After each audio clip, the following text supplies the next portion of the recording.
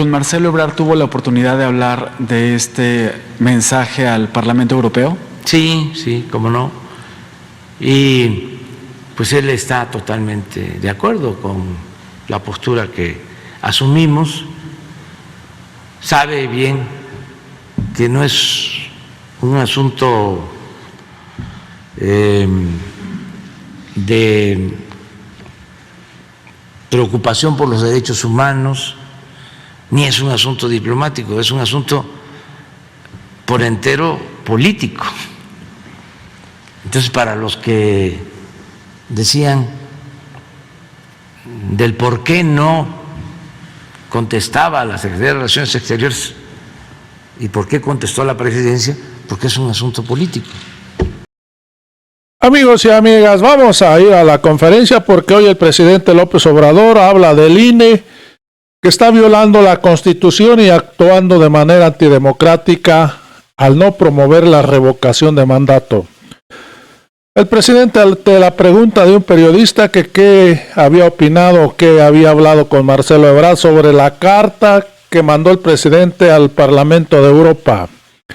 Hay que recordar que la derecha en las redes sociales estaban diciendo que Marcelo Ebrard estaba muy enojado con el presidente porque lo había hecho quedar mal. Porque hay que recordar que Marcelo Ebrard es el de Relaciones Exteriores. Y decían que lo había hecho quedar mal. Parece que a la derecha se le olvida que el que es el presidente es Andrés Manuel López Obrador y no Marcelo Ebrard. Hoy da a conocer que Marcelo Ebrard está muy de acuerdo con lo que hizo el presidente. Con esto les da un calladón de hocico a estos señores de la derecha. Vamos a ir a la conferencia. Muy buenos días, señor presidente. Miguel Arzate, del Sistema Público de Radiodifusión del Estado Mexicano, Canal 14. Preguntarle, presidente, ¿cómo le fue en su gira de este fin de semana? Tuvo la oportunidad de visitar, supervisar las obras que se realizan en la presa Peñitas, en el río Grijalva. Ahí se reunió con el canciller Marcelo Ebrard y también estuvo ahí el embajador de Estados Unidos en México, Ken Salazar. Preguntarle cómo le fue en esta gira y sobre todo saber sobre qué conversó con el canciller Marcelo Ebrard. Bueno, fue una gira muy importante porque iniciamos en la frontera, en Tapachula, el viernes, y tratamos el tema migratorio. También fuimos a ver un vivero que produce alrededor de 30 millones de plantas por año. Es el vivero más grande de México, que está a cargo de la Secretaría de la Defensa, y con ese vivero estamos sembrando en Chiapas 200,000 hectáreas de árboles frutales y maderables, y trabajan más de 80,000 sembradores.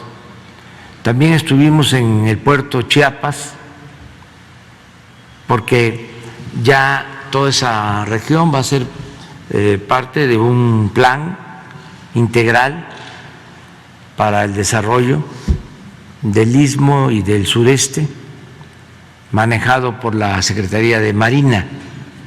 Entonces estuvimos en el puerto Chiapas, donde también se están contemplando inversiones, y luego en Arriaga, porque se va a rehabilitar toda la vía de ferrocarril desde Ixtepec hasta Ciudad Hidalgo, hasta la frontera con Guatemala, más de 400 kilómetros.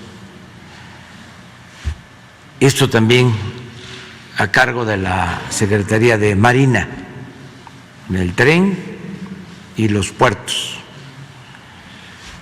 Visitamos Peñitas, ahí evaluamos todo el plan de modernización de las hidroeléctricas. Es el plan de modernización de hidroeléctricas más importante del mundo. Vamos a trabajar, ya se está haciendo, en 18 hidroeléctricas. Se van a adquirir un poco más de 120 turbinas nuevas para estas hidroeléctricas. Estamos hablando de una inversión de más de $1,000 millones en estas hidroeléctricas en el país, desde luego las hidroeléctricas del río Grijalva. Luego supervisamos una obra, una carretera que va a permitir ahorrar 1 hora de tiempo en el traslado de Villahermosa a Tuxtla o de Tuxtla a Villahermosa. Se van a hacer 2 horas y media por este libramiento, y se va a inaugurar ya esta obra, que son alrededor de 20 kilómetros.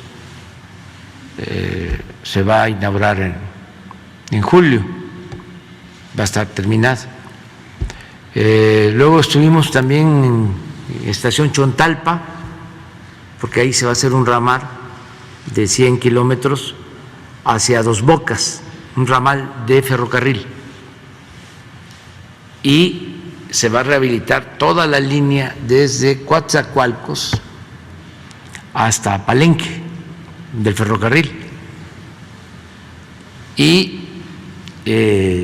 ya está muy avanzada la línea férrea del Istmo, de Salina Cruz a Coatzacoalcos. Entonces, estamos hablando de que se van a rehabilitar en el sureste, en este gobierno, 2.500 kilómetros de vías férreas, lo que no había sucedido nunca, y vuelven los trenes de pasajeros. Entonces, a eso fuimos, y ayer visitamos la refinería de Dos Bocas, que pues está en pleno proceso de construcción y se va a terminar en julio, y nos va a permitir procesar 340,000 barriles diarios de gasolina, de crudo, de petróleo crudo, para producir como 190,000 barriles diarios de gasolinas. Con esa refinería con la que compramos en Texas y con la coquizadora que se está construyendo en Tula, para el año próximo ya somos autosuficientes en gasolinas y desde luego en diésel, que ya lo somos al día de hoy, si sumamos lo que produce de diésel la refinería que compramos a Shell. Entonces, ahí va adelante el plan. Estamos pensando en cómo no pararnos, porque la industria de la construcción es muy bondadosa, porque permite reactivar pronto la economía y genera muchos empleos, pero es por obra, por periodo. Ahora tenemos 30,000 trabajadores en Dos Bocas, pero va a operarse al término la refinería solo con 1,100, y tenemos que darle ocupación a los cerca de 29,000 que ya a finales de este año no van a tener empleo ahí. Desde luego va a estar todavía el Tren Maya, pero queremos impulsar mucho los 10 parques industriales del Istmo. Y vamos a trabajar en eso para que no dejemos de dar empleos, porque esto es fundamental.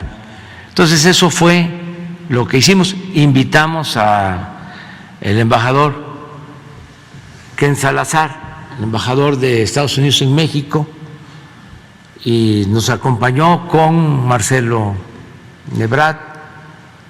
Hoy vamos a tener una reunión con un funcionario del gobierno de Estados Unidos, el encargado de la política de seguridad interna en Estados Unidos, Mallorca, a las 12 del día. Y pues estamos trabajando. ¿De qué dialogaron Marcelo Ebrard y usted también con el embajador? ¿De qué dialogaron? Pues de temas que tienen que ver con la migración, que tienen que ver con la integración económica. Son muy buenas las relaciones con el gobierno de Estados Unidos. ¿Con Marcelo Ebrard tuvo la oportunidad de hablar de este mensaje al Parlamento Europeo? Sí, sí, cómo no. Y pues él está totalmente de acuerdo con la postura que asumimos. Sabe bien que no es un asunto de preocupación por los derechos humanos, ni es un asunto diplomático, es un asunto por entero político. Entonces, para los que decían del por qué no contestaba la Secretaría de Relaciones Exteriores y por qué contestó la Presidencia, porque es un asunto político. Aún siendo un asunto diplomático, es facultad del presidente atender la política exterior. Sin embargo, ni siquiera se puede decir que se trata de un asunto diplomático, es un asunto político y, si somos estrictos, politiquero. Muy bien. Pues. Entonces, ni hablar de eso. Pues. Un segundo tema. El jueves pasado en la Cámara... de risa, si no fuese porque se trata de una institución de otro país o de otro continente, pero la verdad son muy irresponsables y muy entrometidos, tienen mentalidad colonialista. Ok, presidente, muchas gracias, de verdad. Un segundo tema, el jueves pasado en la Cámara de Diputados se aprobó una propuesta de decreto para poder poner en claro qué es la propaganda gubernamental, con la intención de que los funcionarios públicos puedan hablar sobre la consulta de revocación de mandato y otros procesos, si es que se aprueba. Esta propuesta pasó al Senado, pero de aprobarse, podría la consulta de revocación de mandato tener mayor difusión. Algunos legisladores pronunciaban, decían que el INE no promueve ni deja promover. Preguntarle concretamente, presidente, ¿usted considera que debe de promoverse más la consulta de revocación de mandato?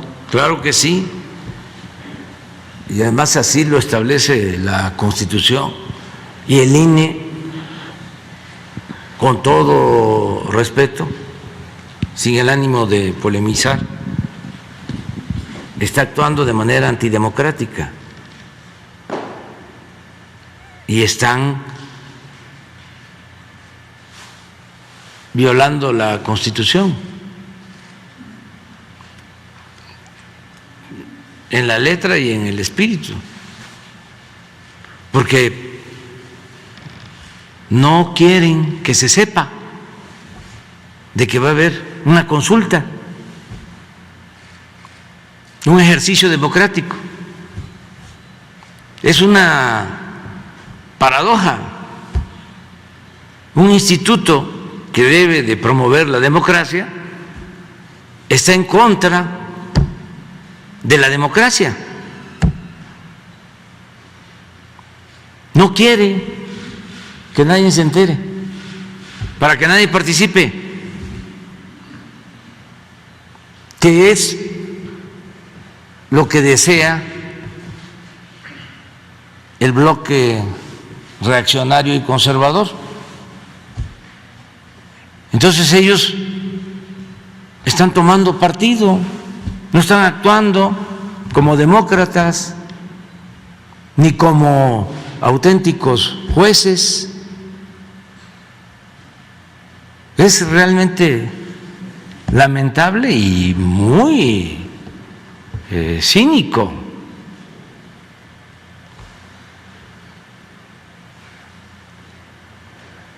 Porque ni los medios de información, nada, no hablan. Imagínense la importancia que tiene el que se pueda llevar a cabo una consulta para que el pueblo decida si quiere que continúe el presidente o que renuncie. Es un hecho inédito. Es reafirmar que la soberanía dimana del pueblo, que es el pueblo el que manda, que es el pueblo el que decide, que además si tenemos diferencias, como las tenemos, la mejor manera de resolverlas es por la vía pacífica y democrática, no con el golpismo, porque si no se opta por la vía democrática, ¿por qué están optando Claudio X González y los traficantes de influencia y los periodistas vendidos o alquilados? Más que periodistas, los dueños de los medios de información convencionales, no todos, pero sí la mayoría, o los intelectuales orgánicos, ¿a qué apuestan? Al golpismo mediático. No es el que haya un golpe de Estado militar, no, es tener al gobernante que no se les arrodilla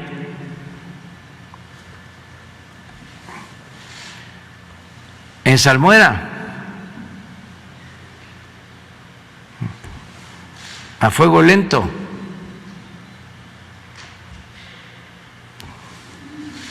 con guerra sucia permanente, con campañas de calumnia, con desprestigio, para buscar socavar su autoridad moral y política. Por eso hablo de golpismo.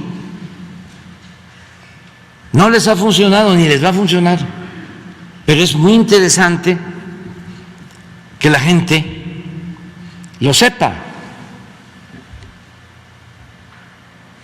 Lo que quieren es tener un presidente débil. Porque ¿qué sucede cuando el presidente es débil? Ellos roban a sus anchas.